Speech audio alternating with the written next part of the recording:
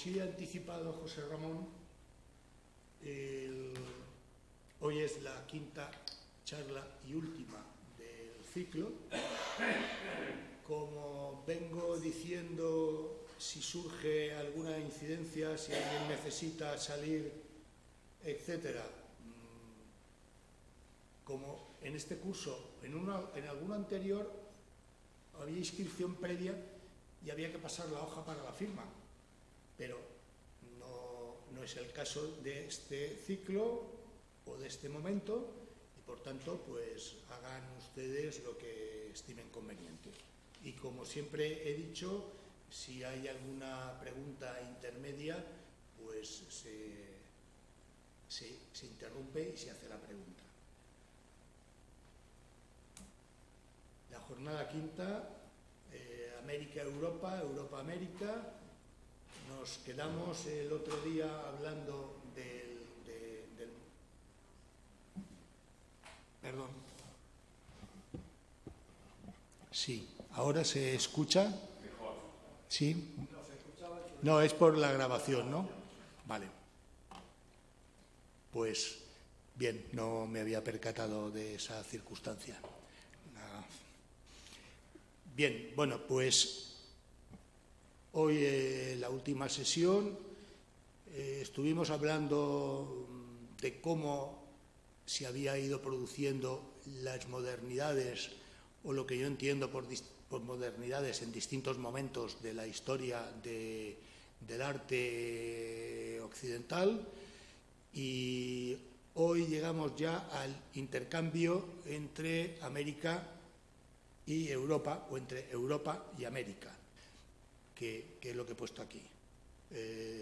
Por orden alfabético primero, América-Europa, porque creo que la relación, la interrelación es más bien de Europa a América, y indudablemente por las circunstancias históricas y políticas que asolaron la arquitectura y el arte modernos en los años 30 y tantos.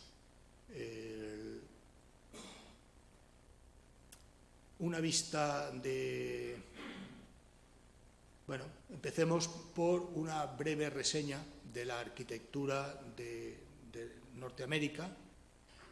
Si empecé en la primera charla hablando de tipos y de tipologías, porque en algún momento me podía referir, en estas 10 horas, referirme a las tipologías, pues posiblemente la aportación, la innovación y la aportación valiosa que se hace en la arquitectura moderna es la aparición del rascacielos que se lleva a cabo en Estados Unidos, principalmente en Chicago.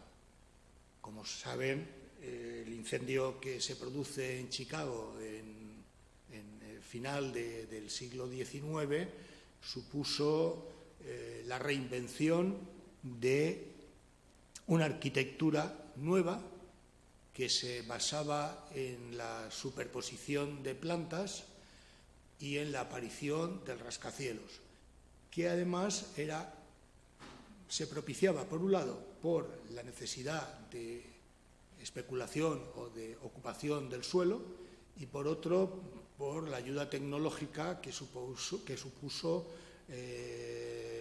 la aportación del ascensor.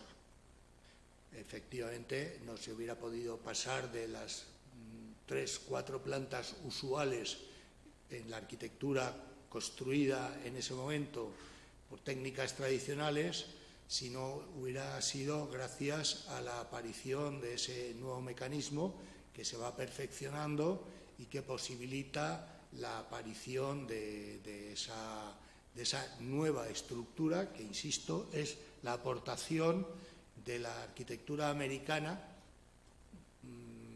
como novedad tipológica a la arquitectura moderna, etc. Bueno, esta es una vista de Chicago, donde, insisto, es donde aparece el rascacielos, y de aquellos rascacielos del siglo de finales del siglo XIX, de Richardson, de los arquitectos historicistas, pues poco queda. Fue mi sorpresa que, fotografiada la imagen que publica Benévolo del Chicago de aquellos años, pues creo que aparte del auditorio no encontré casi nada o nada. Pero, a cambio, había sustituciones de notable interés.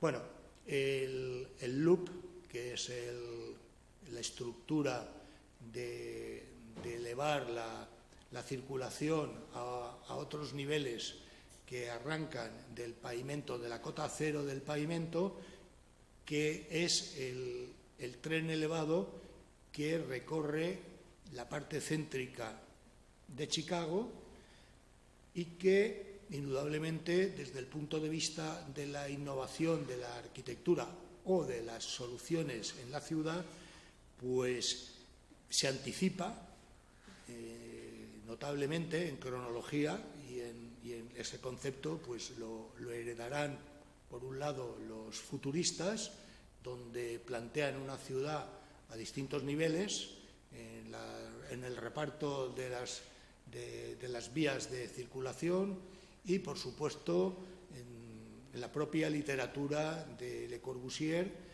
de la que escribe y elabora en los años 20 y 30.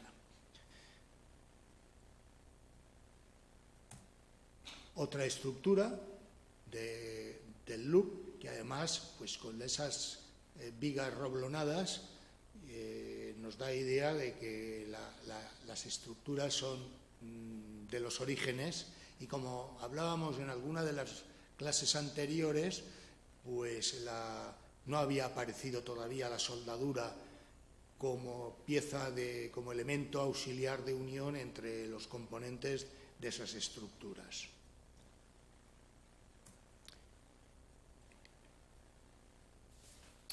Y como tengo que recurrir a la chuleta, bueno, pues distintos aspectos de rascacielos, de los que tenemos en las dos imágenes, en primer plano, lo que era las últimas actuaciones de la primera época, donde esos rascacielos pues tenían 11-12 plantas, porque probablemente las condiciones tecnológicas no daban para mucho más, y que, aparte de la utilización del ascensor como elemento de comunicación en las circulaciones verticales, se aprovechaba también la aparición de las estructuras de hierro, hasta que también se descubrió que el hierro pierde toda capacidad portante en un caso de un incendio, y en un incendio se consiguen los 300 grados prácticamente cuando empieza el incendio.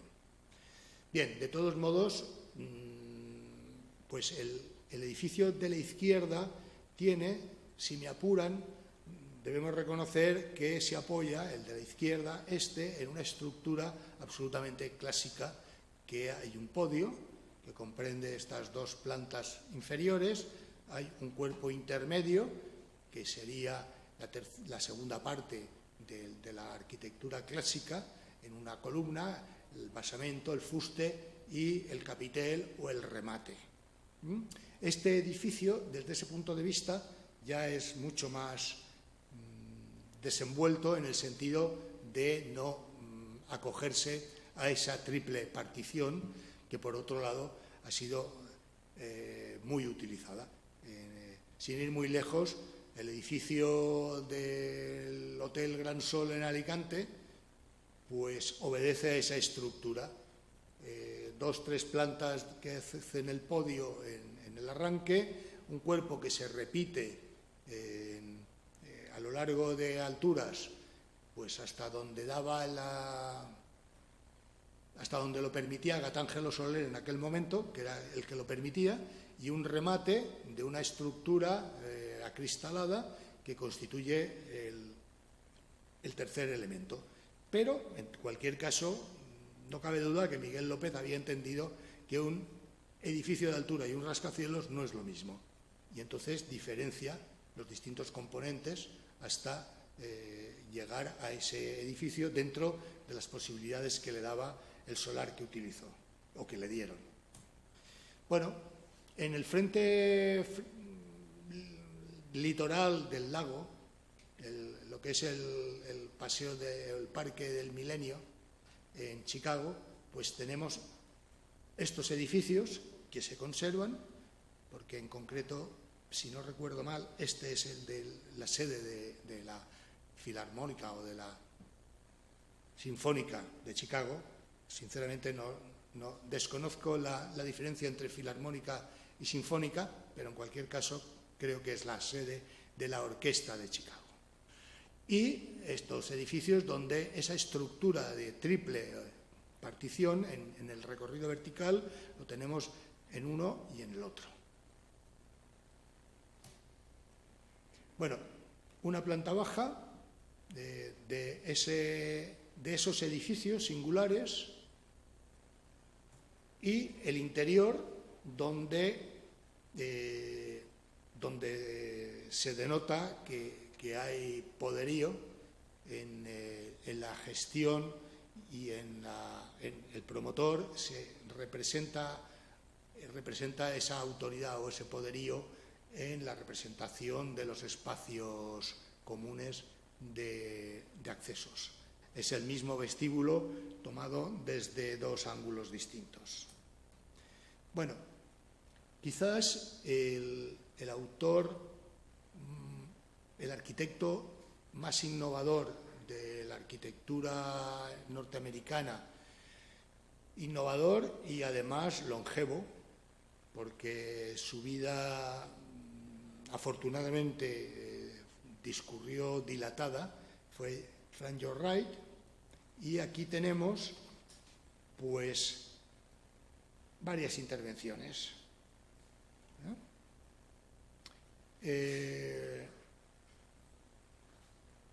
Su estudio, su casa estudio, su casa estudio es este edificio, y la casa Robbie, donde genera ya esa arquitectura tan característica. En definitiva, este elemento aún podemos asociarlo a la arquitectura típica americana de la casa de la conquista del oeste, que se iba generando y donde en un sitio donde había madera y madera de calidad se podía construir la estructura y los revestimientos de madera. En la casa Robbie, evidentemente, se va ya a revestimientos cerámicos, de ladrillos cerámicos, y va a la utilización de planos en vertical y en horizontal, que constituirá una de las partes fundamentales de la arquitectura de sus últimos tiempos y que, a su vez, influirá en los arquitectos de la arquitectura moderna europea.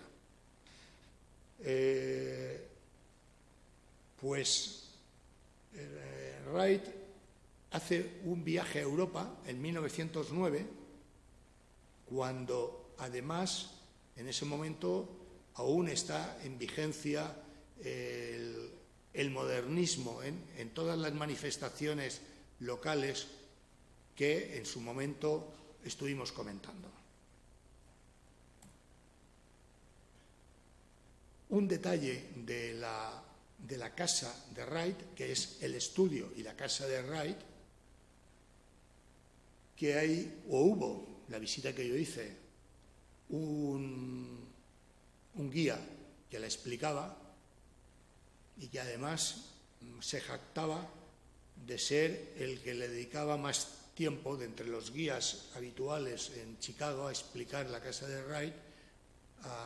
Le dedicaba no minutos, sino si podías pasarse de una hora, tanto mejor, lo cual me impidió ir a otras áreas de Chicago, de la periferia, donde había más arquitectura de Wright, con la diferencia que esta casa previo pago de la tasa correspondiente, era visitable. Las otras eran privadas y no era cuestión de que me saliera el propietario a interceptar.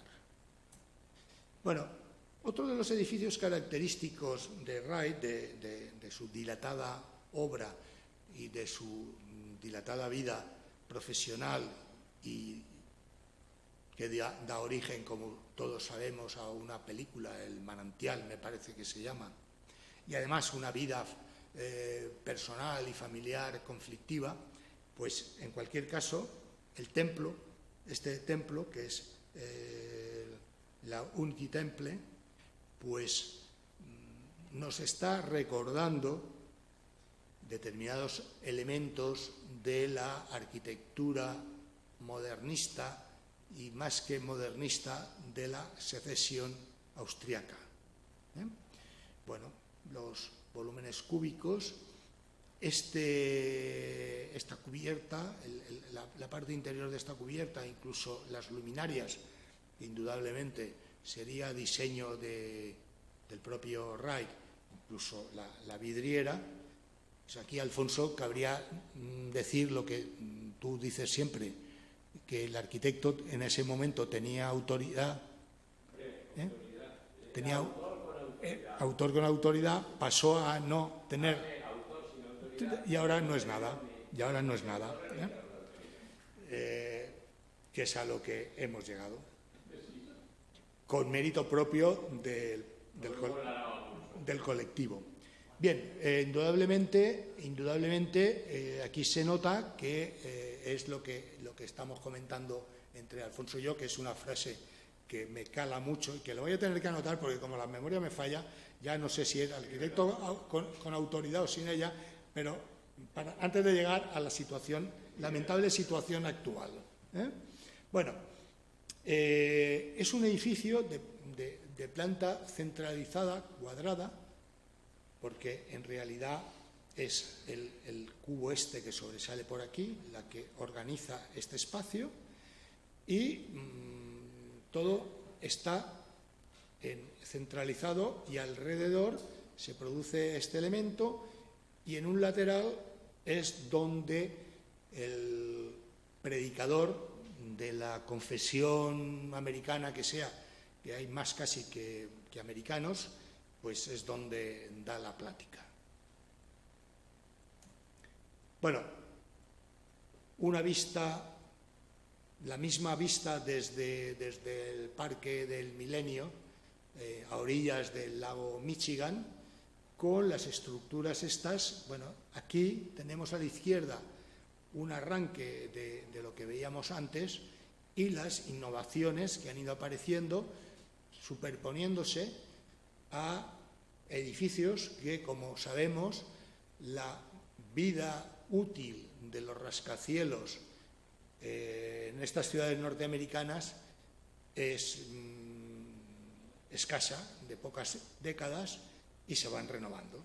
Entonces, pues bueno, pues tenemos que ya en segunda o tercera línea, pues este edificio de indudable influencia de Mies van der Rohe, que también trabajó mucho.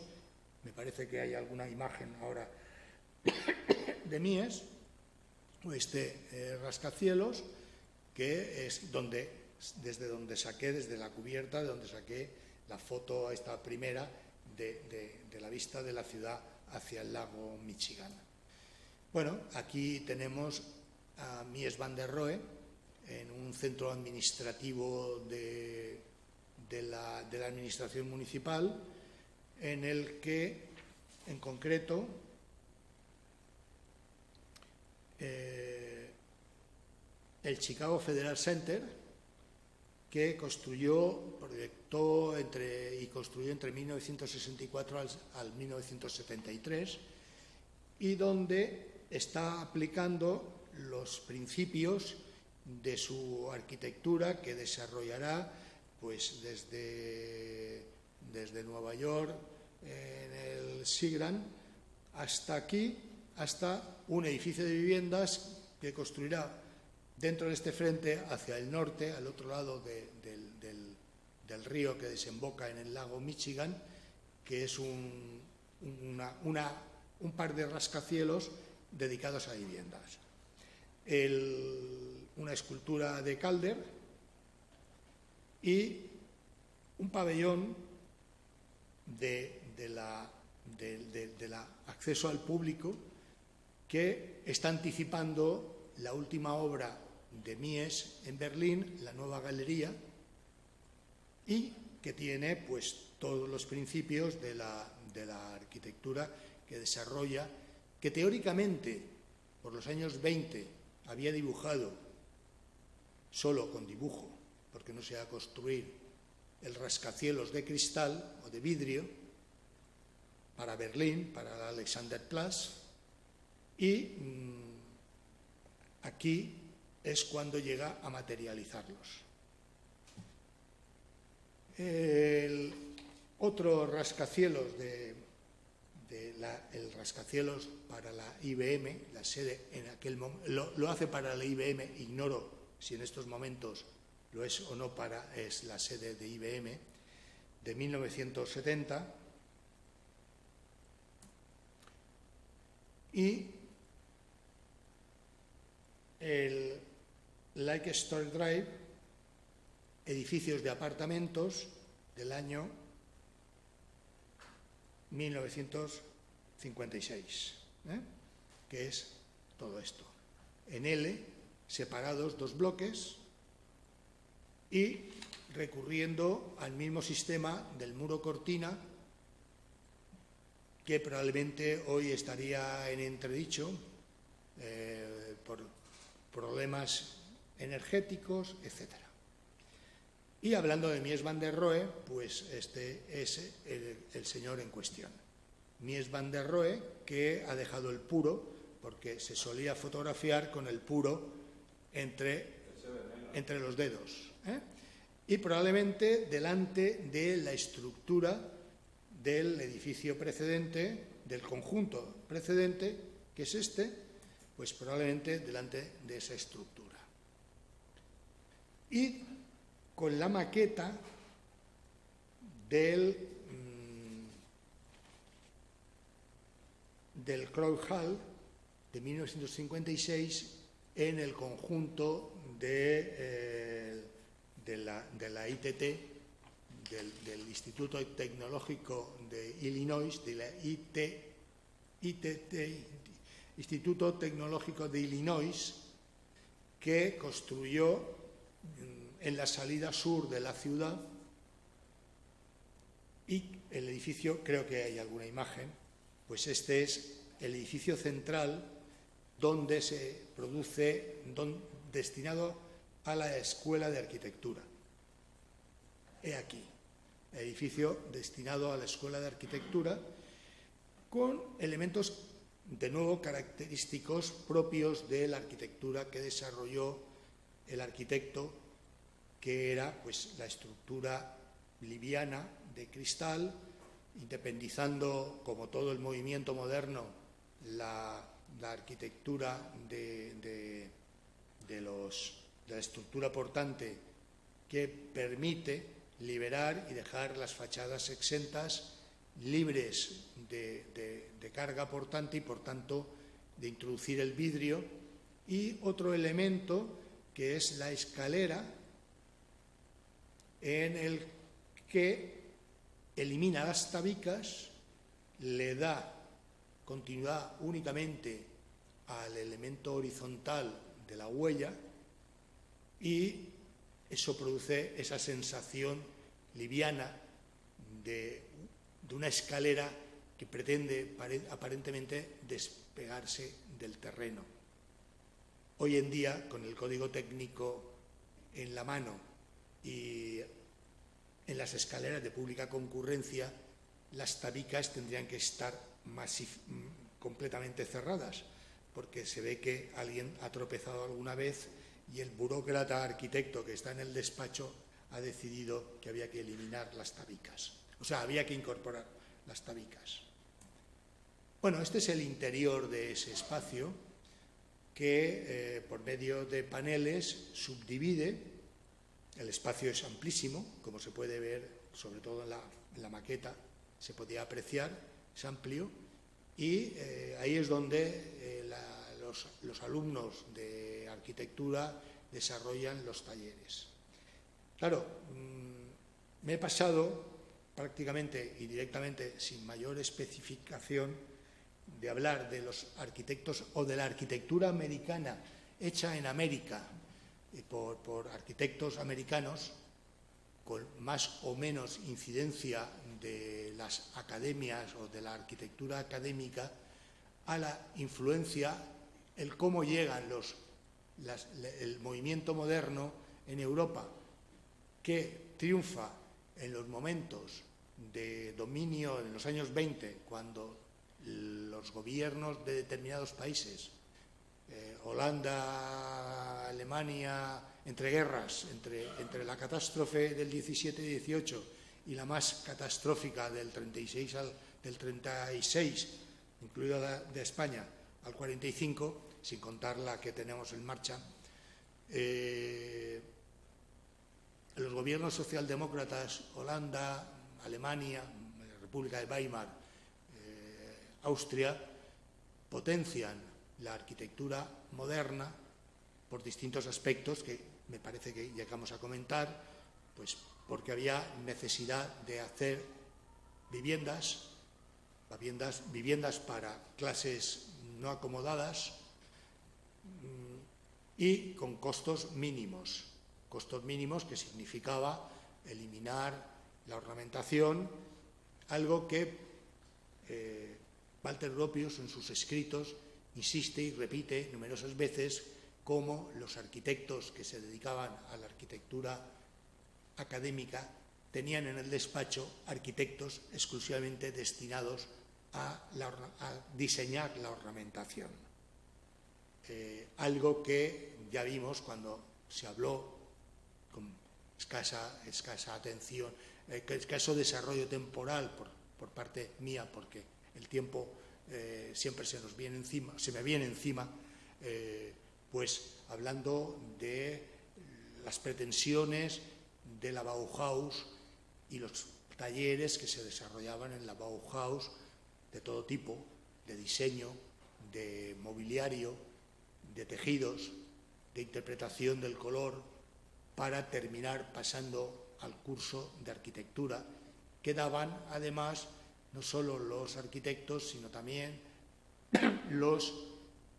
Walter Gropius tuvo la enorme habilidad de contar entre el profesorado de Bauhaus con artistas plásticos jóvenes que con el tiempo fueron indudablemente notorios.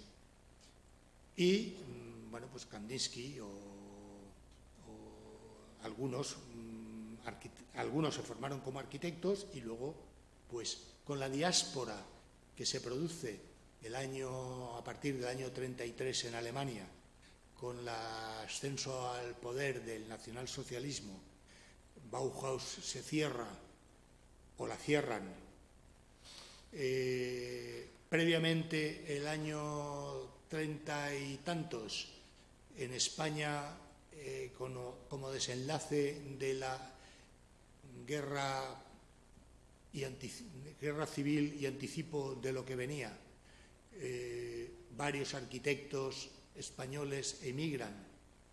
José Luis Ser, que es uno de los más destacados arquitectos de la modernidad en España, que como alumno había estado en el comité que trajo a Le Corbusier a Barcelona. No sé si ustedes tuvieron ocasión, el domingo pasado, no ayer, el anterior, imprescindibles en Televisión 2, lo dedicaron a José Luis Ser. Y el reportaje estaba hecho desde América porque, bueno, en parte de España, ¿no? Pero José Luis Ser hablaba inglés y, bueno, José Luis Ser emigra primero a Cuba, pasa 2 años en Cuba y de ahí lo captan en Harvard. José Luis Ser estuvo en Harvard incluso al frente de la Escuela de Arquitectura. Debió ser el primer europeo que estuvo como director de arquitectura y, por supuesto, renovando el programa de enseñanza en la Universidad de Harvard. Luego llega ya la transición de los arquitectos centroeuropeos. Walter Gropius, que ya había dejado Bauhaus, la dirección de Bauhaus, entre otras cosas, porque decide, primero, las tensiones que se producen entre el profesorado, dentro de la enseñanza de Bauhaus, entre el profesorado, y después por las tensiones que se producen con los movimientos de ascenso del nacionalsocialismo y el hecho que también comenté, que Bauhaus en Dessau es cerrada por la policía y supongo que por las camisas pardas. Y es cuando se trasladan a Berlín y ya en ese momento Gropius había delegado en Hans Meyer la dirección de Bauhaus. Hans Meyer era de filiación comunista y, de hecho, es uno de los arquitectos que, en vez de emigrar hacia el oeste, emigra a la Unión Soviética. Gropius pasa un par de años en Londres con algún socio inglés, hace cosas y de ahí lo reclaman o se hace valer, porque Gropius, lo mismo que Le Corbusier, sabía hacerse valer, se traslada a Estados Unidos. Y desde luego que su esposa, segunda o tercera, era su manager más hábil a la hora de gestionar las relaciones públicas de Walter Gropius. Pues hay otros arquitectos y otros profesores y otros artistas de Bauhaus que trasladan el modelo de enseñanza que habían desarrollado y puesto en práctica, y también Gropius llegó a ser director de la Escuela de Arquitectura en Harvard.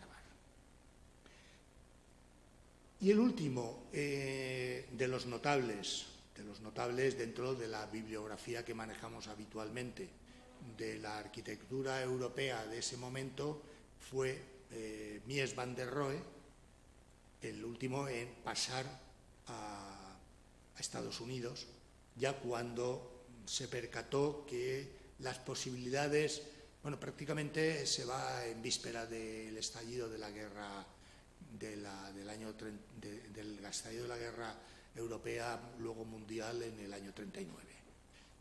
Y incluso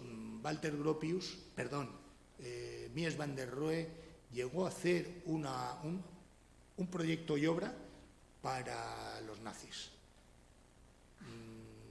En estos momentos no recuerdo en qué era, pero así como había hecho el pabellón Barcelona como emblema de la arquitectura, de la nueva arquitectura que potenciaba y favorecía la República de Weimar, pues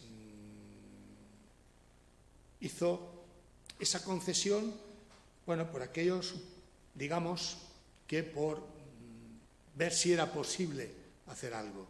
Supongo que cuando se percató que frente a la caligrafía de Bauhaus, la caligrafía gráfica de la rotulación de Bauhaus, había que coger la plumilla de doble pata para hacer la letra gótica, pues decidió que el panorama ya no pintaba bien y emigró.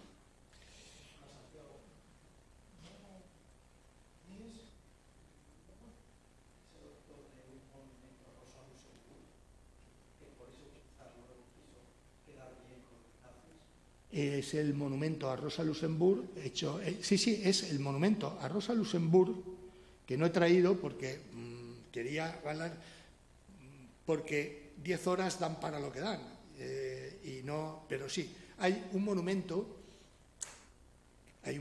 como bien dices, en Berlín, no existe porque lo destruyeron, dedicado a Rosa Luxemburg y al otro miembro espartaquista, los dos participaron en la revolución, Karl Lieberstein.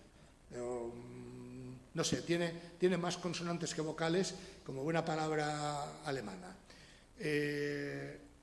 Sí, hizo el monumento, existe la fotografía, es en ladrillo cerámico, oscuro, porque la foto, aunque la que yo he visto siempre, la única que he visto reproducida es oscura, es ladrillo pardo oscuro, y lo que está rememorando, simbolizando, es el paredón de fusilamiento.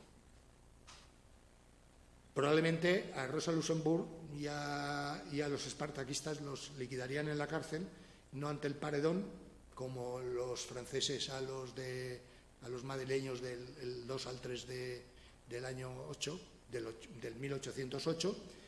Bien, eso. Y además está superpuesta la hoz y el martillo. El monumento no existe. Lo que sí se ha conservado en ese intento que yo creo que han conseguido, en parte, de recuperación de la memoria en Berlín. Claro, la plaza, a Rosa Luxemburg, en el Berlín Este, a Rosa Luxemburg le dedicaron una plaza grande. Bueno, en Berlín casi todo es grande, empezando por las ciudades como Londres, que todo es grande y extenso. Entonces está una calle, una avenida importante dedicada a Karl Lieberstein y a Rosa Luxemburg, en las proximidades, una plaza.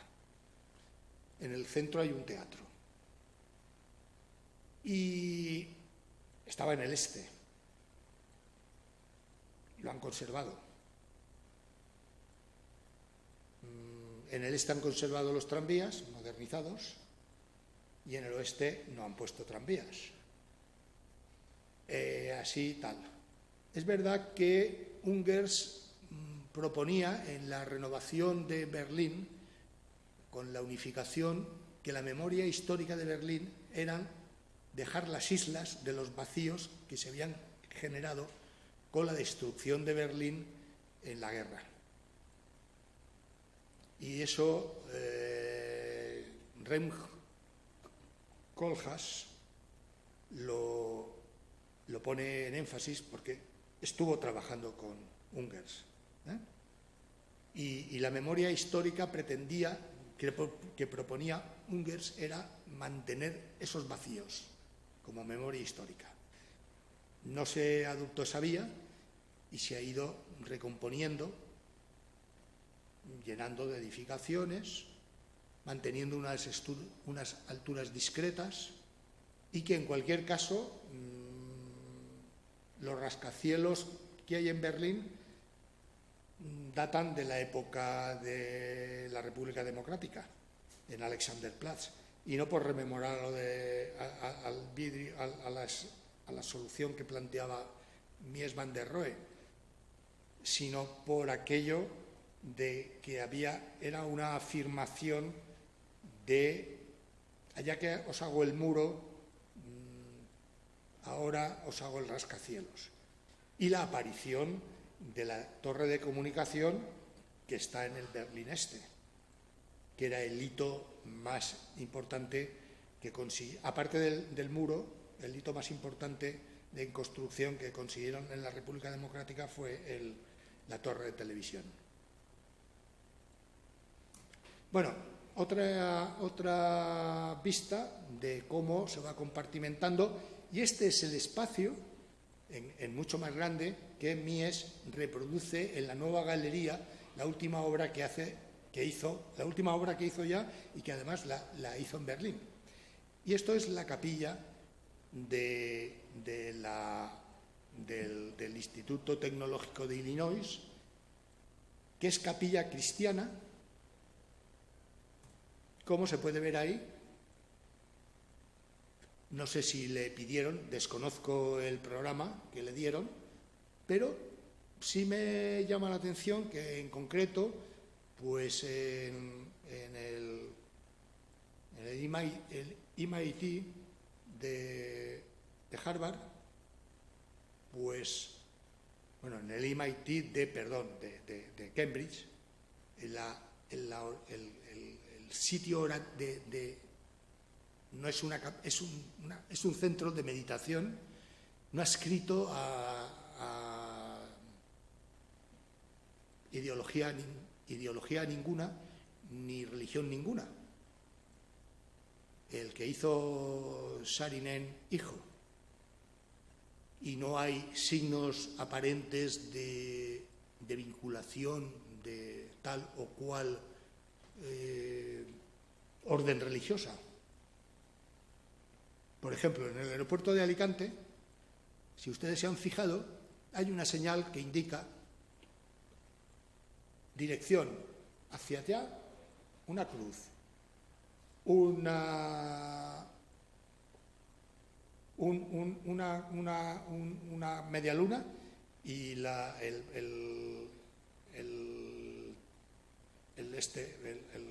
soporte de 7 velas, de 7 brazos, y cuando uno entra en la capilla, lo único que hay es una cruz. No me cuadra mucho. Bueno, y la central térmica que alimenta toda la vida de uso de la universidad, del Instituto Tecnológico. Claro, esto como es una industria, es una fábrica, es la central térmica, los planos de vidrio de estructura se mantiene los soportes de hierro, pero los paños están cegados con elementos cerámicos. Bueno, de Chicago y sus alrededores nos vamos a Nueva York. Vista panorámica de la parte sur, bueno, a Manhattan, donde también llega la arquitectura moderna, también a partir de ese trasvase que se produce de arquitectos europeos a Norteamérica. O incluso, alguna cosa veremos de América del Sur, porque también Argentina y Brasil captaron la atención de los arquitectos europeos. Esta foto es relativamente reciente porque no están las Torres Gemelas y sí está el edificio construido en sustitución donde estuvo antes del año 11 o el que fuere las Torres Gemelas. Bien, en Nueva York también hubo sus rascacielos y este de aquí pues es el que divide Madison Square Park y la avenida de Broadway en ese solar triangular con esa singular esquina circular y, repito, lo que pueden apreciar, la triple partición que se da en el basamento, el cuerpo central y el remate al margen de la potente cornisa que sirve para marcar esa diferencia, que un rascacielos es un rascacielos y no es un edificio en altura.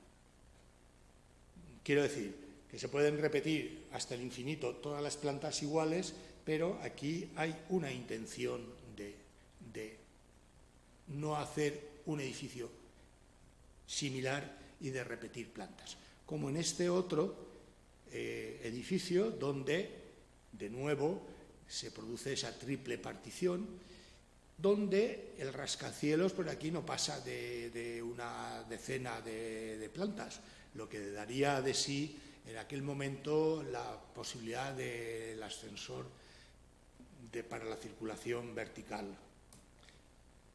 Otra estructura de aquellos primeros años iniciales del siglo XX, donde los miradores se cierran con elementos diáfanos de una industria que permitía ya la construcción en hierro de estos elementos,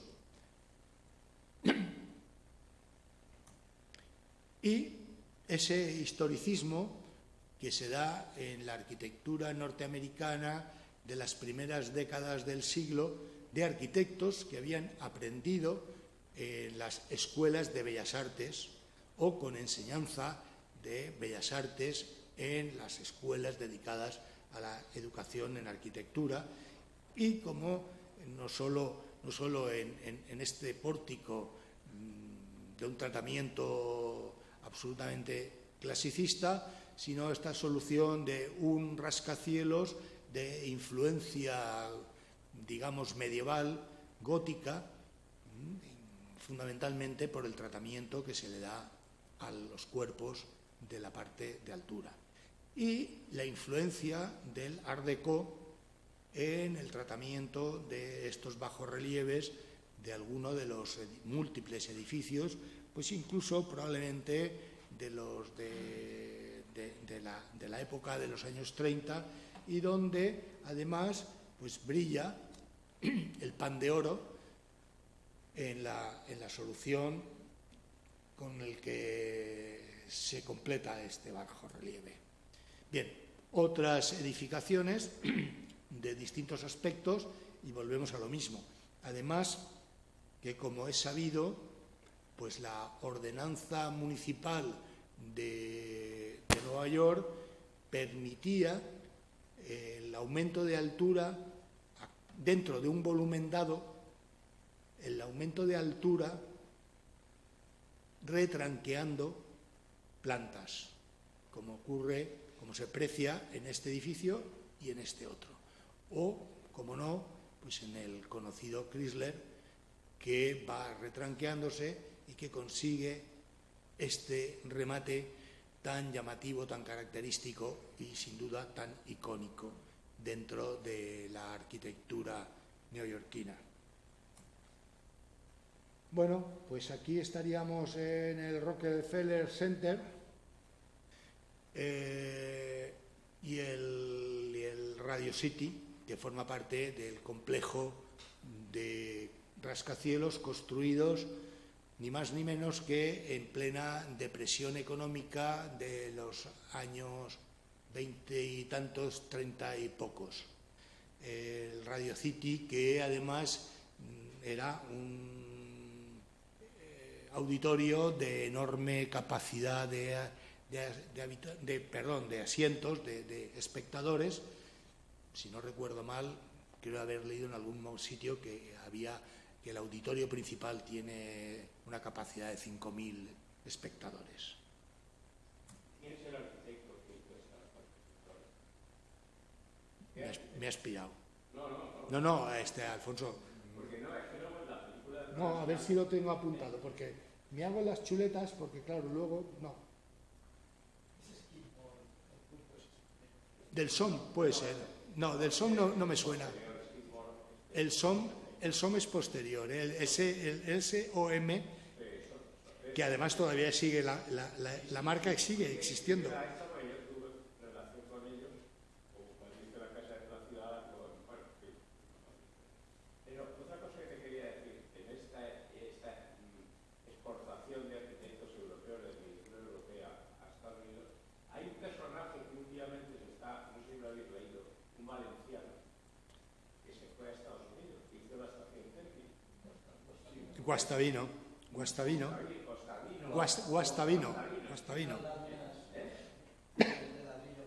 Sí, la rueda está ubicada, empezó como constructor, luego fue arquitecto y como arquitecto. Es curioso que además casi nunca en estas historias de la arquitectura incorporada, digamos, casi nunca nos acordamos de él, porque está Sí, pero Guastavino, que era un hábil Guastavino, que era un hábil de todo. Era un hábil de todo. Porque Guastavino le ocurrió como a Frank Lloyd Wright, que se dejó una familia para hacer otra.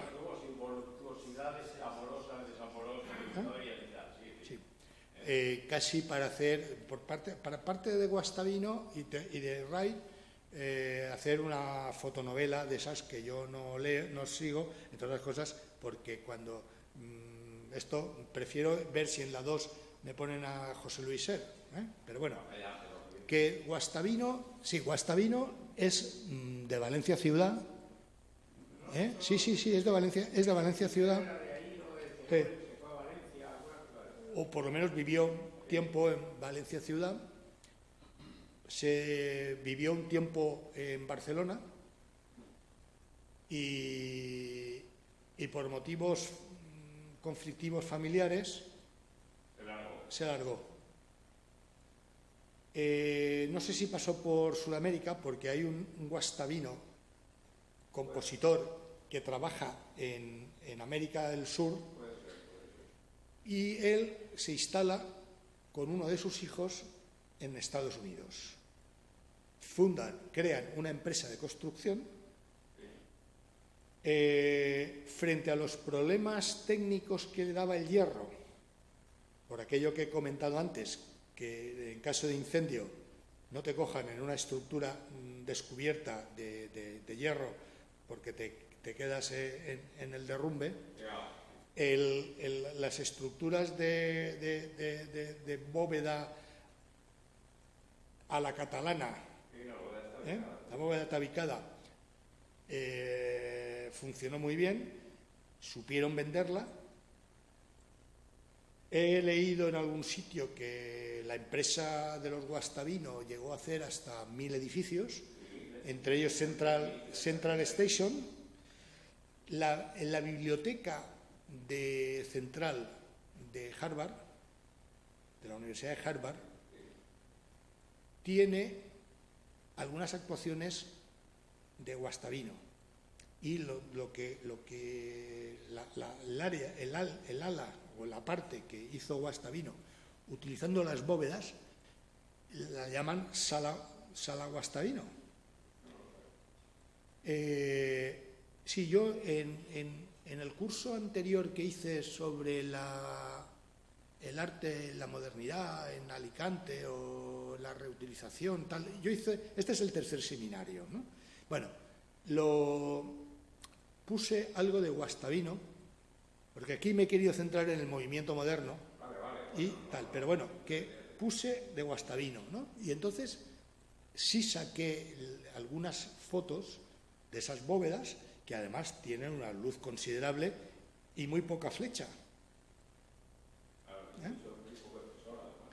Y muy poco espesor. Pero bueno, la bóveda tiene un desarrollo cubre una superficie amplia con poca flecha. Y bueno, tuvo un éxito arrollador porque se defendía bien en casos de incendios.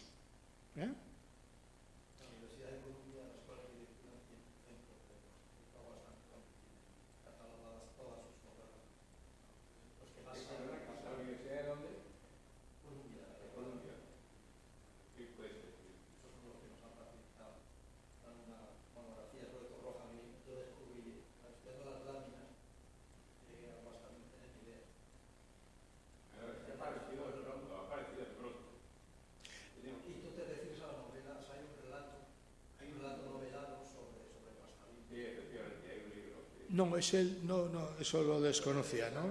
He leído más en plan dotorías, las batallitas de Wright, y las de Guastavino, pues también. Los conflictos familiares de Guastavino y tal y cual, y que se fue a Estados Unidos, declarado non grato aquí en España. y tal y cual, ¿no? De que no vienen ahora al caso los detalles y demás. Pero bueno, que triunfó, pues triunfó como estos europeos, centroeuropeos, que también triunfaron. No, vamos bien de tiempo. Bueno, el Rockefeller Center, el Atlas con la bola del universo y las esculturas de influencia Déco de la amplia plataforma que hay delante de esa plaza en el Rockefeller. Y pues el edificio que le hace competencia, que es el Seagram, perdón, el Seagram lo veremos ahora,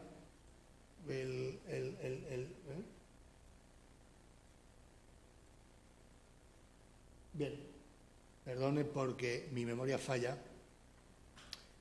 El edificio que le hace la competencia al Seagram, porque además son cronológicamente similares, y las estructuras y la apariencia muy similar. Ya me vendrá el nombre. El conjunto, el podio, la planta en podio y la pastilla en vertical, y los detalles de la zona de acceso, libre tránsito hasta que uno llega a la puerta de entrada. Y aquí está el Seagram de Mies van der Rohe,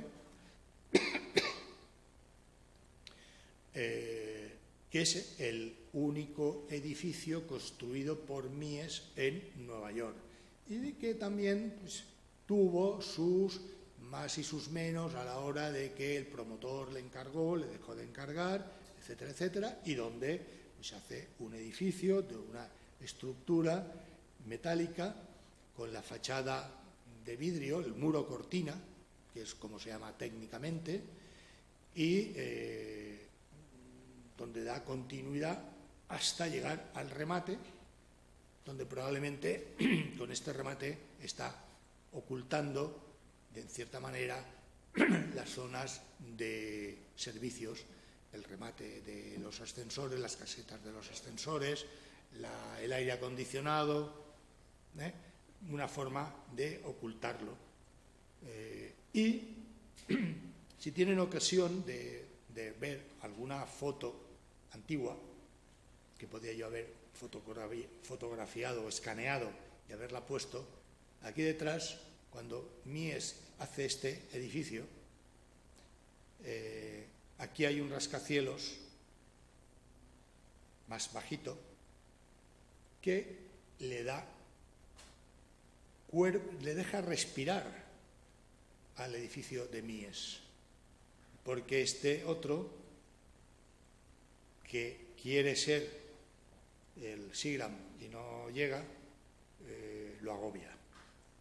Supongo que Mies no estará muy contento donde esté. Perdona, pero es que además parece ser que tuvo la buena puesto de tranquear el edificio hacia adentro y sacarlo de la línea. Sí. Lo cual el edificio respiraba más. Sí, efectivamente, Alfonso, es cierto. Se retira de la alineación oficial, genera esta plaza que se intuye aquí con el chorro de esta fuente, recurre a esas escalinatas de lo que veíamos en el edificio central, la Escuela de Arquitectura, en el ITI, en el Tecnológico de Illinois, y efectivamente se retira porque la fachada esta de este edificio está conservando la alineación junto con este otro, y Mies lo retranquea para, pues por un lado, ganar altura dentro del volumen que podía tener, y por otro, pues como está diciendo Alfonso, para darle mayor presencia.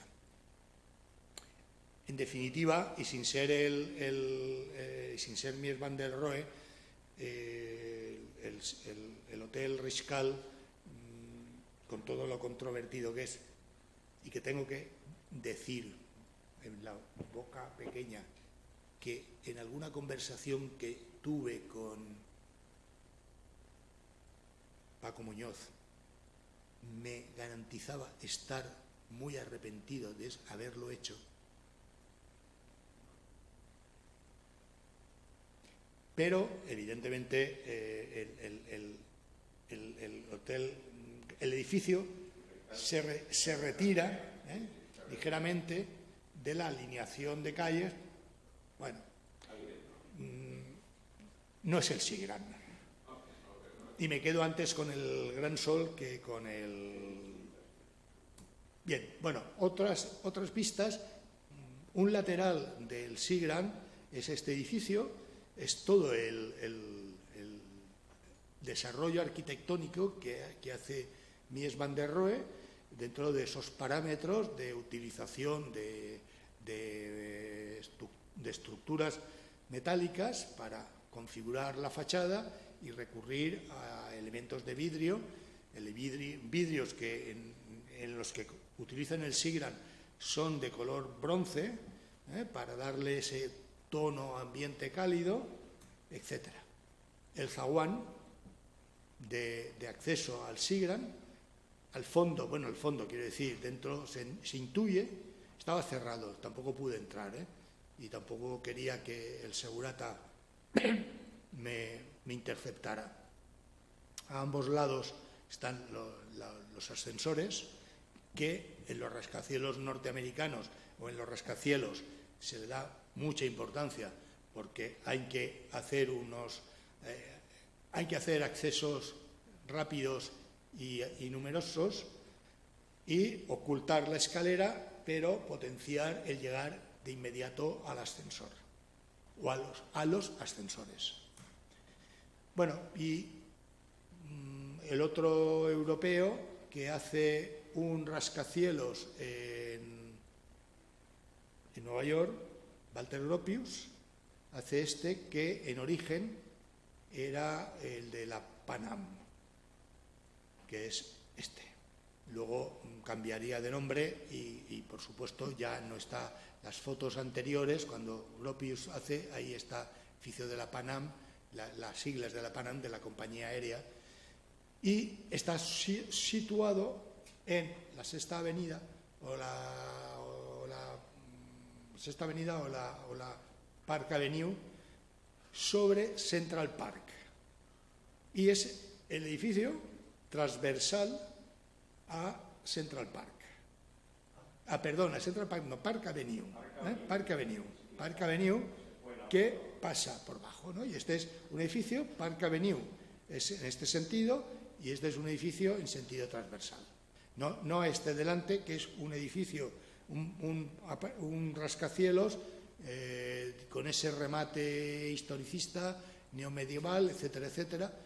Y Walter Gropius recurre a esta solución, que yo al menos no podía fotografiar de otra manera, porque está rodeado de distintos inmuebles, entre otras cosas porque, a diferencia del Sigrand o de otros, pues no está manteniendo las alineaciones a lo largo de la dirección longitudinal.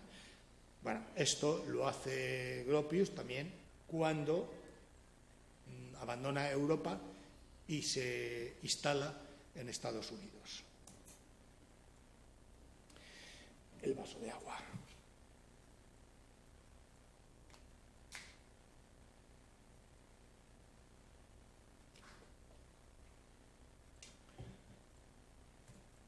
Bueno,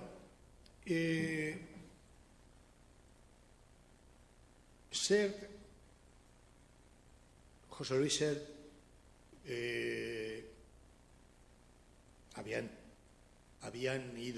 ha ido Gropius, ya se había trasladado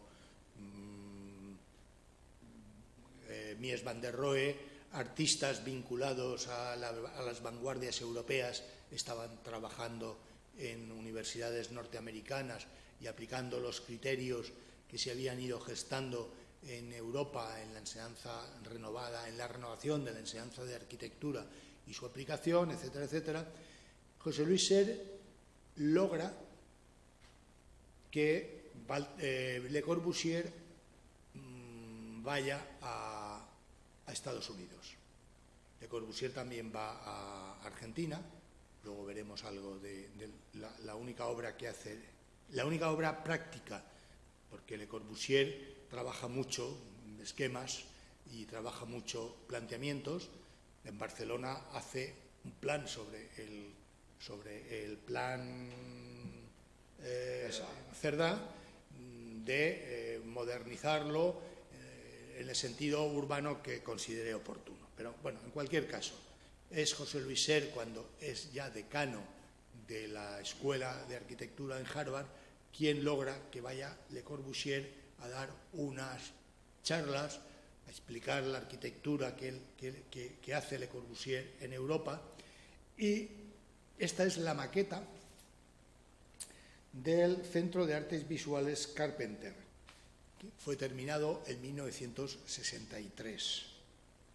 Es un edificio también de enseñanza de arte, que se materializa en esta estructura que desarrolla todos los principios corbusierianos, desde la utilización del hormigón en masa, del hormigón armado o en masa, el hormigón visto, el hormigón brut, que decían en la literatura de aquel momento, la estructura de pilares para elevar este elemento, los brisolets, en este caso, en vez de ser horizontales, están enfocados hacia determinadas vistas, a evitar la entrada del sol en el recorrido a lo largo del tiempo, la utilización de rampas que había incorporado Le Corbusier en toda la arquitectura. En la clase anterior o en la precedente vimos la Ville Savoye y cómo todo gira articulado por la rampa dentro de la Ville Savoye. Bueno, otro aspecto de este edificio, con la utilización de los colores primarios, el azul, el amarillo, el rojo, que va repitiendo y que también vimos en algunos de los edificios construidos en Europa por Le Corbusier. Aspectos de los interiores, pues el espacio abierto que suscita al sentarse y al departir, el remate de la rampa, un interior del local de la escuela esta. Y ahora pasamos de nuevo a Walter Gropius en Harvard. Esto es la escuela el Graduate Center, en donde hizo 5 edificios que están destinados a los alumnos y a la facultad de abogados, como se llame técnicamente en Estados Unidos. Gropius trabajó bastante como arquitecto en la Universidad de Harvard, aplicando las enseñanzas de lo que explicaba en la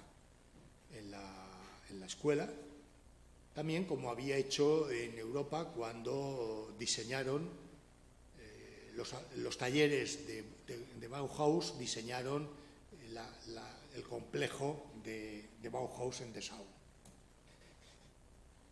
Otro aspecto de Gropius dentro de ese conjunto, con la incorporación de las cubiertas estas, que también utiliza con frecuencia el movimiento moderno, que se utiliza en España en los arquitectos que en los años final de los 50 y a lo largo de los 60 abandonan o dejan de un lado la arquitectura oficial academicista e incorporan las nuevas manifestaciones plásticas heredadas del movimiento moderno o de lo que ya era en ese momento el estilo internacional, pues también recurren a las pasarelas para visualizar y señalizar los caminos de paso. El interior de estos edificios de Gropius y la casa que se construyó Gropius en las proximidades de Harvard, que hoy está dedicado al centro de museo dedicado a recoger la experiencia de Gropius en su estancia en Estados Unidos. Bueno, aquí está aplicando, si recuerdan, lo que vimos en las viviendas para los maestros en Bauhaus, es la arquitectura que se hizo en los años 20 y pocos, cuando se hizo Bauhaus. Esta es la estructura aquella misma, con los paños, las ventanas longitudinales, los paños opacos alternando con las ventanas longitudinales, la pintura blanca, etc. Y esta es la casa que se hizo José Luis Sert. Esta está más próxima a Harvard. Probablemente, mientras que Gropius probablemente iba en coche, iba y volvía, porque está lejos, la casa que han visto antes, lejos de Harvard, lejos de la universidad. José Luis Sert hizo esta casa que el proyecto, la planta gira en torno a un patio. Sert traslada el patio mediterráneo, de la cultura mediterránea, a Estados Unidos. El patio no es usual en la arquitectura norteamericana, al menos en la del norte, entre otras cosas porque tampoco el clima favorece mucho el empleo del patio y la utilización del patio como se puede hacer en el Mediterráneo. Pero José Luis Sert recurre a un paño opaco, dando privacidad al interior, sí que iluminando a través de esta enorme ventana situada ya en un plano posterior, e insisto en la utilización del patio. En ese reportaje que les he comentado de hace 2 domingos, se ve, hay vistas del interior del patio, ¿no? Un detalle de la casa, y volvemos pues a la utilización del blanco, al color azul como color primario, etcétera.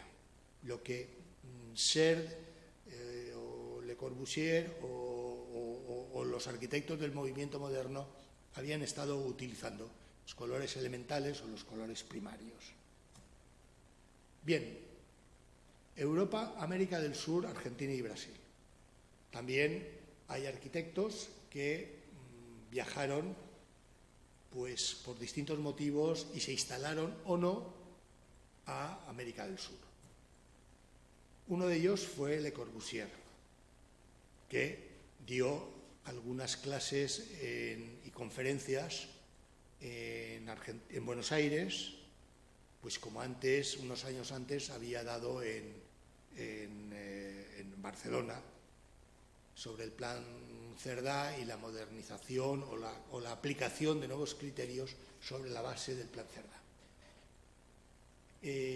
aparte de esas conferencias, Le Corbusier proyectó, por encargo del doctor Corbusier, una casa. Codoctor porque era médico, no era solo doctor por titulación académica. Le Corbusier proyectó esa vivienda unifamiliar en la ciudad de La Plata y no dirigió las obras, las dirigió un arquitecto argentino que se habían conocido pues, en los intercambios que hiciera uno y otro, y que están todos los principios de la arquitectura de Le Corbusier, la arquitectura, la estructura porticada de pilares exentos que libera a los cerramientos, que se repite en todas las alturas, y un edificio cuya fachada está aquí, medianeras, y que abre hacia un patio.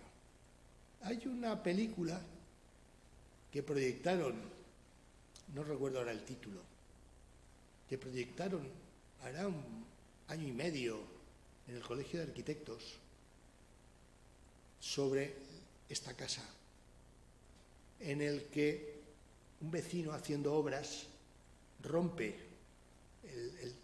la medianera y se vuelca en el interior de este edificio. Este edificio tiene 4 plantas y, bueno, como se puede apreciar, cada uno es diferente porque los usos son distintos y el propio Le Corbusier no solo recurre a líneas rectas en planos paralelos a las medianeras, sino líneas oblicuas y elementos circulares. En concreto, el baño que sitúa en el centro es el que hace de elemento de distribuidor de las distintas salas. Está la planta de dormitorios, como se puede apreciar, y ya la terraza del inmueble. Y este es el edificio que se construyó justo.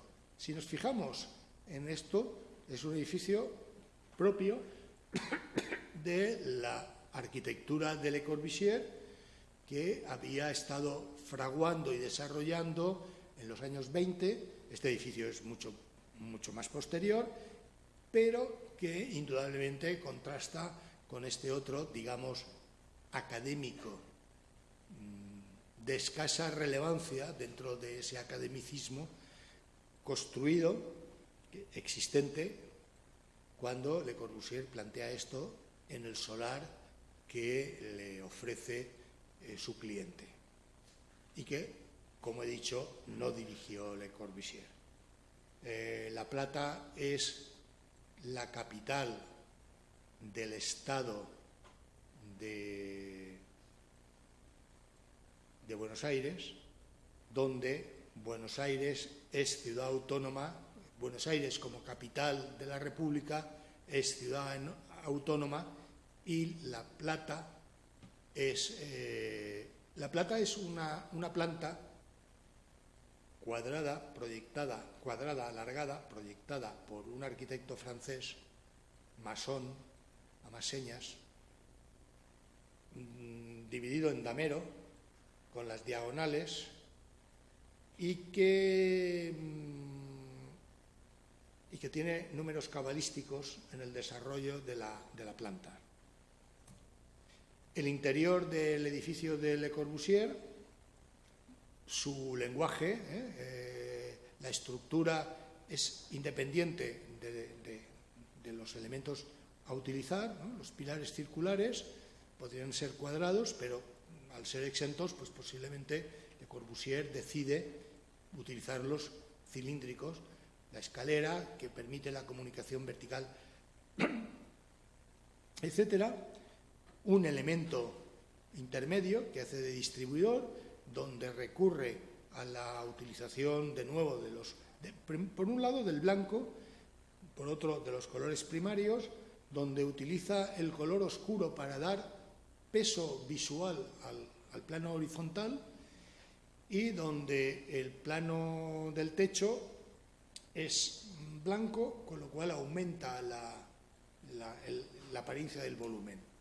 El arquitecto Carlos Scarpa, que hizo obra nueva y mucha restauración o intervención de obra nueva en edificios existentes, decía que los suelos deberían ser de tonos oscuros, o colores oscuros, las paredes claras y el techo mucho más claro, con el fin de dilatar el espacio interior. Y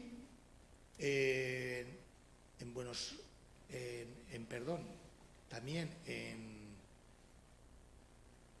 Buenos Aires se instaló, me van a permitir que mire la chuleta para acordarme del nombre, Bonet Castellana, Antonio Bonet Castellana, exilado español después de la cruenta guerra incivil del 36-39, que trasladó a Argentina el movimiento moderno que él había practicado en España y que aquí se puede reconocer pues la utilización de los planos horizontales marcando las diferencias de elementos, el tratamiento de la esquina circular, todo ese tratamiento formal al que había recurrido, por un lado en España, y que había divulgado los arquitectos en general del movimiento moderno, que no eran muchos y que además yo estoy hablándoles del movimiento moderno y sin embargo lo que predominaba en todas partes en Europa era la arquitectura, digamos, clásica o academicista. El mayor número de obras era la académica, la más o menos desprendiéndose de elementos ornamentales, pero lo que predomina, lo que se construía era esa arquitectura académica. En Europa, en cualquier país europeo, a los franceses les ha chiflado el Art Déco, a los ingleses pasaron del gótico al clasicismo de los 2 o 3 arquitectos clásicos al neogótico, y en Estados Unidos pues ya han visto esos rascacielos de remates góticos, etcétera. Otra vista de este mismo edificio en Buenos Aires, de Bonet Correa, de Bonet Castellana, no es Bonet Correa, perdón, Bonet Castellana. Bonet Correa es el sobrino, o el que ha sido director del IBAM y director en el Sofía. Brasil fue otro sitio donde la influencia de Le Corbusier se nota. Hubo un concurso o hubo un intento de proyecto, el proyecto está ahí. Esto es lo que en Río de Janeiro fue, antes de Brasilia, antes de la formalización de Brasilia, fue el edificio la sede del edificio de educación, del edificio federal de educación, en el que Le Corbusier participó inicialmente en diseños, croquis, y que terminó siendo formalizado por Lucio Costa y Oscar Niemeyer, pero donde es evidente la influencia corbusieriana de la utilización de los elementos estructurales exentos de los cierres verticales, de la utilización del Brise-Soleil, que en aquel momento en las unidades aparte de que lo había teorizado Le Corbusier, lo estaba utilizando en las construcciones de las distintas unidades de habitación que estaba construyendo en Europa. La planta baja exenta, libre absolutamente de circulación, a través de los pilares. Esta es la parte inferior de esta zona, y luego viene el edificio, el podio y el edificio en altura, que se vino a repetir en toda la arquitectura europea, mundial, en lo que vino a llamarse el estilo internacional. Estilo internacional porque consideraban que era válido para todas las partes del mundo. Bueno, sin ir muy lejos, el edificio Alicante que tenemos aquí saliendo a la derecha goza de esta propiedad. La solución en podio, donde se pusieron los elementos que iban a configurar el aula de cultura de la caja de ahorros, llámese en aquel momento como fuere, y el edificio en podio, y el edificio en altura, aislado, y la parte posterior destinado a oficinas. Y llegamos a Brasilia. Brasilia fue el intento, fue la pretensión, la propuesta de crear una capital nueva que se dejara Sao Paulo o se dejara Río de Janeiro y se trasladara hacia el interior de Brasil, dentro de la selva o en los albores de la selva, era para desplazar hacia el interior del enorme país, enorme en extensión y en todo, que es Brasil, una nueva capital. Y fue el empeño de un presidente llamado Kubitschek, que llevaron a la práctica los diseños de Lúcio Costa y Oscar Niemeyer. El esquema de Brasilia parte de una cruz, de estos elementos, de una cruz no en sentido religioso, sino en dos líneas verticales, dos líneas que se cortan y que son perpendiculares entre sí. A esto los escritos de Adolphe Loos de 100 años, de 50 o 60 años anteriores, habría hecho todo. Adolphe Loos tiene una serie de escritos en los que hablan de la cruz, del elemento masculino y femenino, el elemento pasivo y activo, pues dentro de los distintos escritos a los que también era aficionado Adolphe Loos en su época. Aquí lo que se pretende es, en planta, una imagen ya no de un elemento de significación religiosa o esotérica, según creencia religiosa o no, sino en la figuración simbólica del avión, que es este esquema y este otro, de un elemento, un eje longitudinal en un sentido y el transversal que se curva, pero que en definitiva genera un centro de atención y divide en distintos elementos la configuración de esa nueva ciudad que se ha materializado como Brasilia.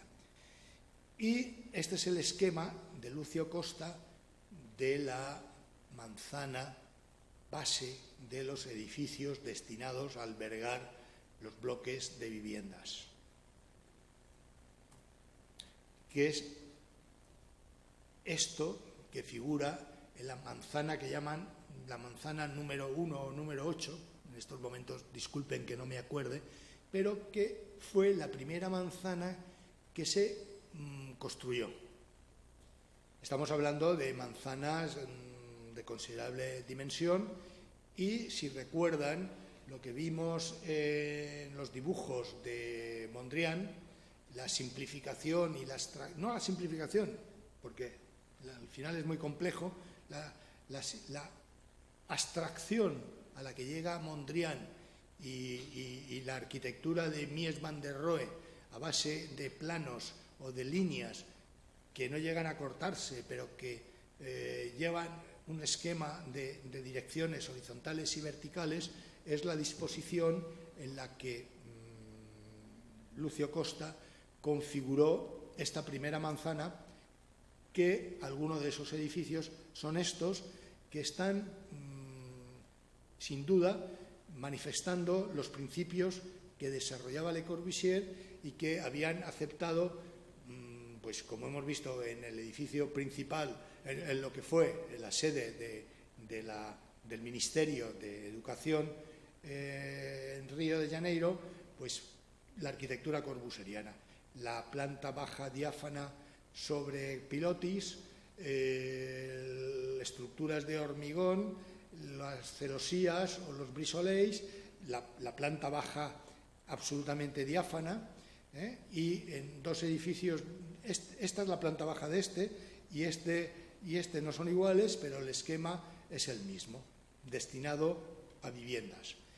Separación de circulaciones de peatones por un lado y de vehículos por otro, y en Brasilia pues el edificio presidencial, que esto ya es proyecto de Niemeyer, la sede, el Palacio Presidencial, donde recurre a estos elementos escultóricos de hormigón, esta enorme pradera verde y esta capilla. Y no se vayan a pensar ustedes que es sencillo llegar hasta ahí, porque aquí delante hay una ría, como un foso, aparte de las vallas y del servicio de vigilancia. Por eso los asaltantes de estos de hace 3 meses no liquidaron el Palacio Presidencial, porque no pasaron el foso. Bueno, el eje principal, uno de los 2 ejes que hemos visto antes en el esquema es este, al fondo rematado por el edificio singular que reúne el Senado y el Parlamento, la Cámara Baja y la Cámara Alta, los edificios a un lado y a otro, los edificios ministeriales. Aquí se vislumbra la catedral, un elemento transversal que constituye la estación de autobuses y las autopistas que discurren a un lado y a otro, y aquí se configura el eje transversal. Pues,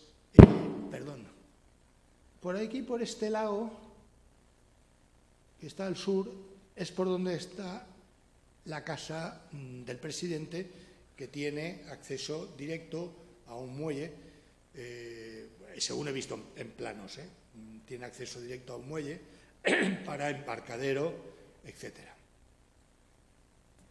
Bueno, estoy yendo hacia atrás. Bueno, como pueden apreciar, Brasilia es una ciudad que se abarca en coche, porque el peatón no la puede abarcar, independientemente del número de vehículos que se puedan ver circulando, que en el momento de hacer esta fotografía más bien escaso, y parece que la concentración se produce en la estación de autobuses. Estas extensiones enormes no propician a caminar, ni a la relación entre personas, ni hay que irse al shopping, que dicen en Estados Unidos, ¿no? El el edificio del poder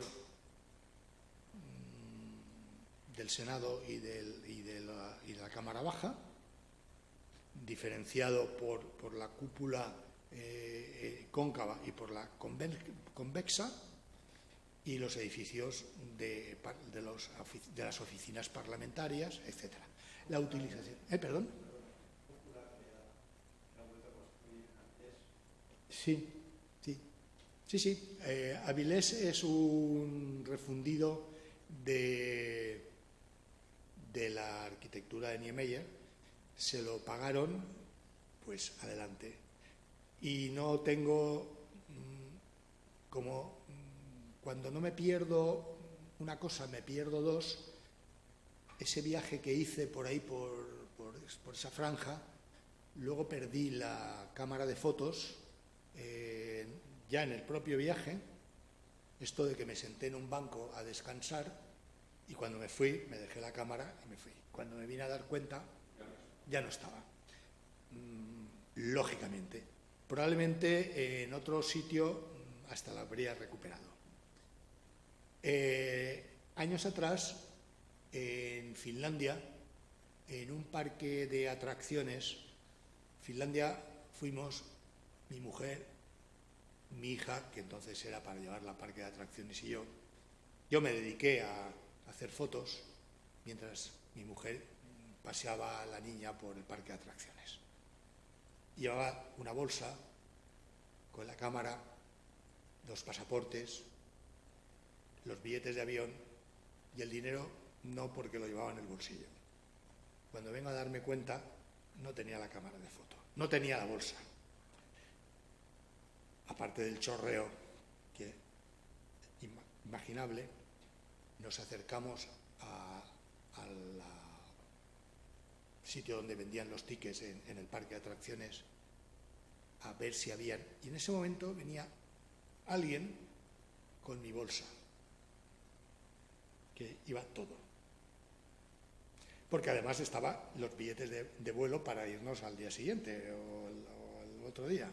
Lo de menos era la cámara de fotos. Bueno, lo de menos no, porque claro, cuando uno pierde la cámara de fotos, no pierde los X centenares de euros que vale la cámara de fotos, es que pierde las imágenes que llevaba, que además son irrepetibles. Aunque vuelvas al mismo sitio, no es la misma imagen. Bueno, esto es lo que asaltaron hace 3 meses, la maqueta de ese complejo, en este elemento. Está dentro de uno de los 2 edificios destinados a Kubitschek como museos y a Oscar Niemeyer.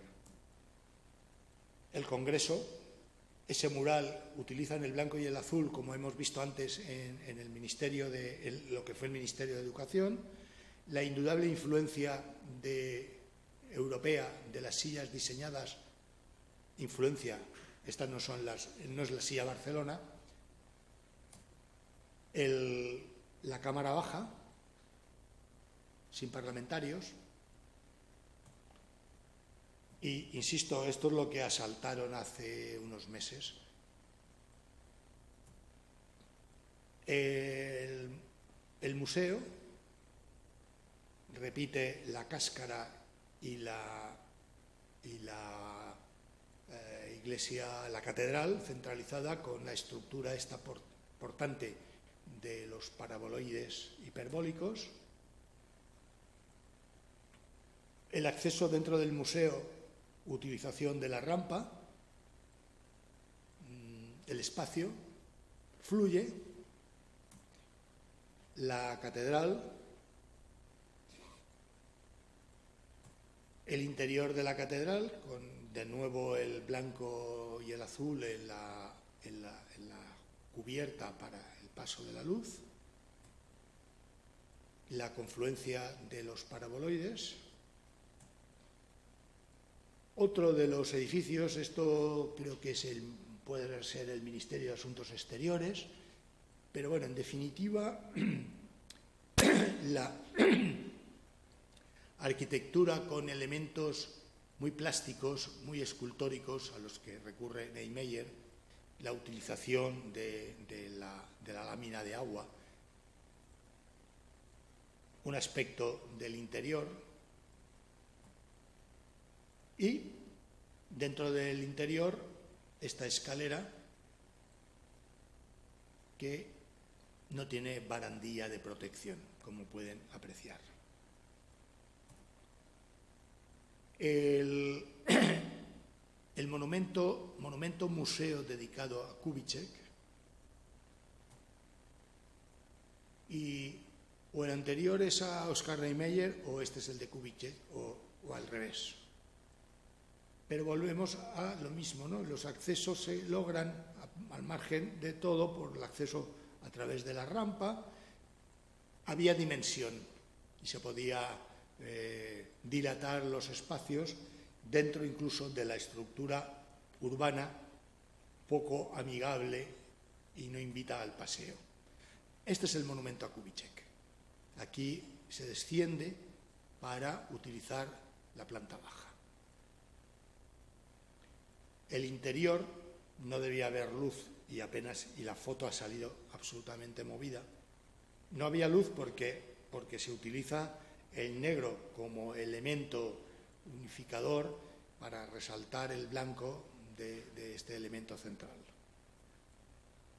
Y la influencia no es solo de Europa hacia América norte y sur, sino que también hay influencia de América o presencia de arquitectos americanos en Europa. Niemeyer fue militante comunista. El Partido Comunista francés le pidió el proyecto de la sede. Esto está en París, ahora estamos ya en Europa de nuevo.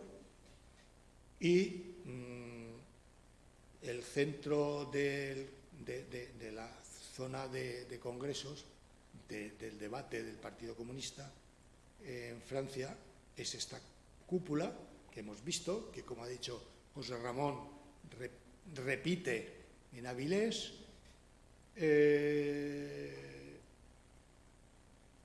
en no sé qué parte, pero utiliza una pradera. ¡Ay!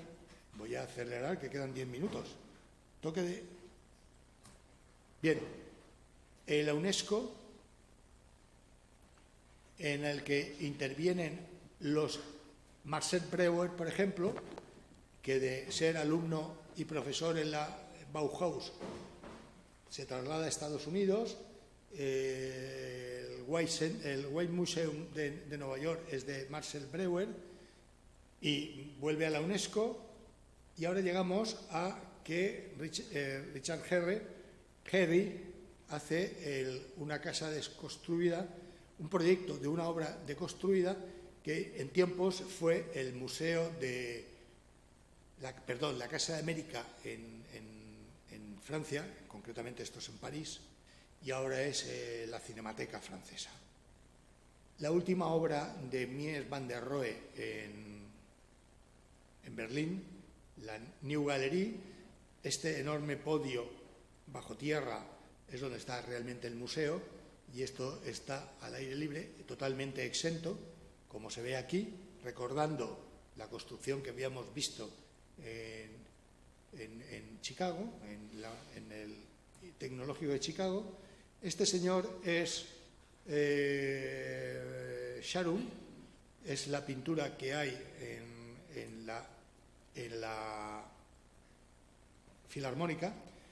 Sharum hace, ya antes de la unificación, la Biblioteca Central de Berlín, y el Teatro Total que había hecho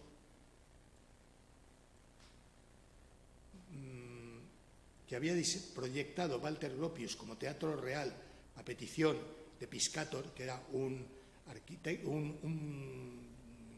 escritor vanguardista, autor de obras de teatro. Walter Gropius había diseñado el Teatro Total, donde por unos determinados mecanismos se podía mover la plataforma de los espectadores y que los espectadores siempre estuvieran alrededor o no.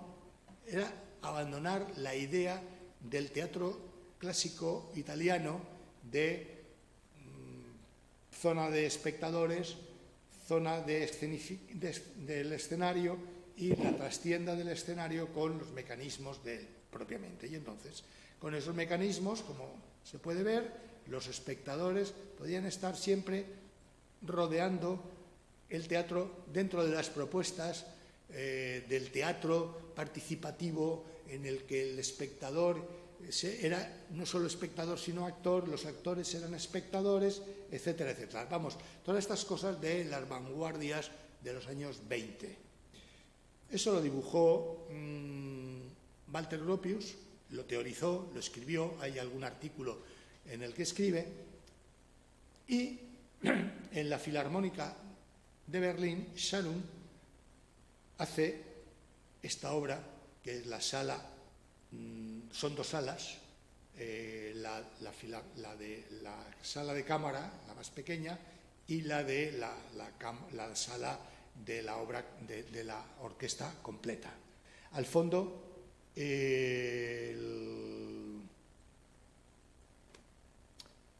la actuación no es de Scharum, ojo, ahora me saldrá. Potsdamer Platz. Y el interior de la Filarmónica, en ese que aplica el concepto de la zona de interpretación, aquí sería la Filarmónica de Berlín, rodeada de espectadores por todas partes. En la parte interior actuaría, o sea, en esta parte es donde se asienta la orquesta, aquí las gradas para el coro y los espectadores que van rodeando todos los elementos. Eso, en parte, el auditorio, la sala sinfónica del Auditorio Nacional de España, donde actúa la Orquesta Nacional de España, está rodeada.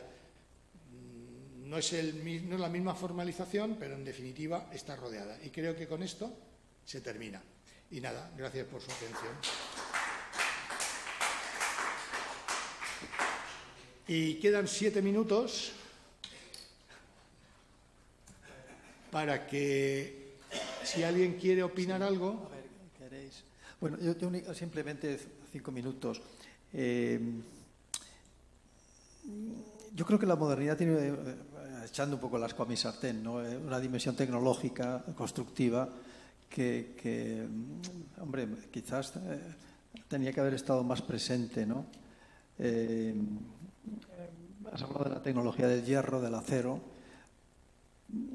y quizás una de las cuestiones que se diferencia la cultura constructiva moderna en Estados Unidos y en Europa es precisamente los materiales, ¿no? En los Estados Unidos el acero es el material por excelencia moderno, mientras que en Europa es el hormigón armado, ¿no? Hay una relación, incluso una relación entre arquitectura e ingeniería en torno al hierro. En la época de los grandes rascacielos, el mismo año, en los 2 o 3 años que se construye el Chrysler y el Empire State, Otto Randman, el ingeniero de la autoridad portuaria, proyecta y construye el puente George Washington, todo naturalmente de acero, ¿no? Es el puente que bate el primer récord de luces libres del kilómetro sobre el río Hudson, ¿no? Es un puente que fascina a Le Corbusier cuando está en Nueva York, cuando estaban construyéndolo, y las pilas metálicas las vio sin revestir. Entonces había una polémica sobre revestirlas o no revestirlas. Además era la crisis del 29, no había dinero, no sabían si dejarlo tal cual. Le Corbusier defiende que no se le meta el cierre con losas de mármol, que se deje tal cual. Y lo convenció, y así está. Es decir, el puente, como sabéis, no tiene la estructura vista. Otra cosa interesante también es que los mismos trabajadores que construyen, los especialistas que construyen los rascacielos, también construyen los puentes. Eso está estupendamente desarrollado en un libro de Gay Talese que se llama El puente, que ha sido editado recientemente. Y siguiendo esta historia, perdón que me extienda un poco, pero es que por razones lógicamente propias de mi condición, quería comentarlo. Y es bueno, en América Latina he recordado a Félix Candela. He recordado a Félix Candela y a Eladio Dieste, ¿no? Que son dos arquitectos, uno es uruguayo, poco conocido, Dieste, pero que tiene unas obras fantásticas, bastante artesanales. Además, no es como el español, que sí que es un arquitecto republicano que se exilió, ¿no? Y quería terminar hablando del hormigón en Europa, que yo creo que la tradición europea es muy diferente de la americana. Bueno, en la Escuela de Caminos el primer profesor de hormigón de acero empieza a dar clases en los años 20 o poco antes, ¿no?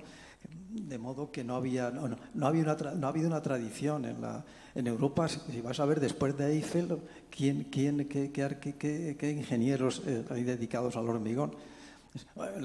Y luego, desde el punto de vista arquitectural, Le Corbusier fue alumno de Perret, ¿no? Hablando de las láminas, a mí me parece que las láminas de hormigón son quizás la innovación constructiva más original de la construcción de la modernidad. Eso con el hormigón pretensado, ¿no? De Freyssinet. Quería únicamente hacer este apunte sobre la tecnología en general. Sí, y José Ramón, al fin de cuentas, el hierro tiene un origen desde la edad del hierro, con distintas aplicaciones, no estructurales, no constructivas, y empieza a utilizarse en los puentes de hierro, como tú estás diciendo, en la revolución industrial, que en Inglaterra es en el siglo XVIII. Pero es que el hormigón, el origen del hormigón, está en la jardinería. El origen del hormigón armado está en la jardinería. Bueno, en volver en una malla metálica. Es la patente de Monnier, ¿no? Que entonces es envolver hacía en una macetas, malla con mortero de hormigón, y barcas también de hormigón, ¿no? Pero a final del 19. No, es bastante antes, ¿eh? A final del 19 ya la patente de Genevique, que era una patente ya muy desarrollada, ¿no? Pero lo que no cabe duda es que la utilización, me oye. La utilización de los distintos materiales. Por ejemplo, en la casa esta que hemos visto que estaba en Río de Janeiro, de Bonet, aparecen por primera vez el ladrillo vidriado, o sea, el pavés, ¿eh? Sí. Entonces, no cabe duda que la transformación de toda la arquitectura y de toda la ingeniería va de la mano de los materiales de construcción. Es decir, igual que de los roblones se pasa a la soldadura y hay una evolución, pues en el hormigón armado, por ejemplo, Félix Candela tiene un edificio en México que es el Bacardí, las bodegas de Bacardí, y con Mies van der Rohe. Mies van der Rohe hace las oficinas, con una muy parecida al Instituto Tecnológico de Illinois, unas oficinas allí, también un poco de acero oscuro y tal, y Félix Candela hace unas inmensas bóvedas como las que hacía siempre, ha hecho en México, con unos espesores mínimos, ¿no? Y es un conjunto curioso lo de Mies y de Félix Candela en México en las bodegas de Bacardí. Bueno, nada más. que evidentemente los materiales van a la par, y ahora estamos viviendo una época de materiales confusos. De materiales confusos, como todo. El lema de menos es más, yo creo que es fundamental para la arquitectura y para la ingeniería. Bueno, siempre han ido de la mano, la ingeniería, es lo mismo. Bueno, pues son las 9:01. Bueno, no, las 10, no. No, perdona, que no hemos cambiado una hora, eso es el sábado. Bueno, pues muchas gracias por su atención. Gracias por lo que nos instruyes. Y